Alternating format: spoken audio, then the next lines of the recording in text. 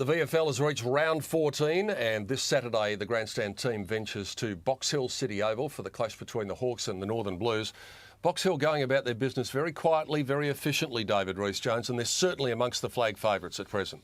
Yeah, they are, and on the flip side of that, you've got the Northern Blues who are just hanging into the 8 and must win, but Box Hill at home, they're very, very hard to beat. They're an accomplished team and they're playing good football this year. Yeah, we talk about home ground advantage in football. There's certainly one for Box Hill because it's such a massive ground and they play it so well and very different to the tighter confines of Kramer Street that the Northern Blues are used to coping with. Yeah, and they kick a lot of goals from the pockets out there at Box Hill, so they can utilise the pockets. And so it is a different game, but the Northern Blues, they need a win. If they want to play finals footy this year, they need to win. And, of course, for the Hawthorn listed players, competition for spots is going to be pretty fierce over the last 7 or 8 weeks of the season as the Hawks head towards finals football in the AFL.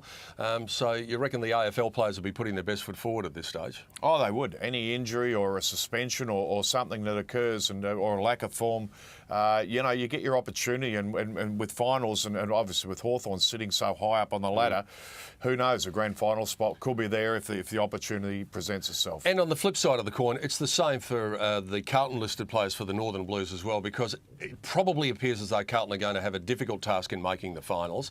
So there will be the opportunity for some young players to get some game time between now and the end of the season. Yeah, no doubt Mick will want to look at all his list and try all his players. And there's been some good young kids down there. We saw young Graham. He's a beauty. Who's a bit of a ball magnet, so he'll no doubt get a chance at some stage. So, yeah, the possibilities are there and the chance for these players to shine is there.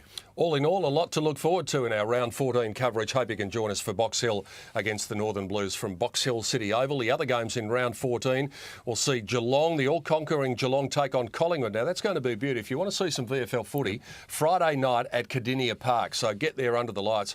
The stadium is spectacular under the lights. Now, I was down there a couple of weeks ago. It's a beauty. Yeah, it really looks great and, it'll be a great night out there and let's hope the Collingwood supporters can get out there and support their team. Port and Willie, the old rivals, will go at it. They don't like each other very much. It's probably the most traditional of all the clashes in this competition. Casey moving along nicely. Essendon starting to find a little bit of form. What about your old mob, Frankston? They're firing the Dolphins. Well, that's an important game. Whoever wins that game will keep their finals hopes alive. Either Frankston or North Ballarat. You'd probably think the loser will probably drop out of the race. Battle of the Tigers. Werribee will go in as favourites at Coburg City Oval. And Sandy, fresh off that great win last week, but it was a bruising encounter against Williamstown, but they shouldn't have too many difficulties with Bendigo. An intriguing round 14 coming up in the VFL, and you'll catch the Box Hill Hawks and the Northern Blues right here on Grandstand.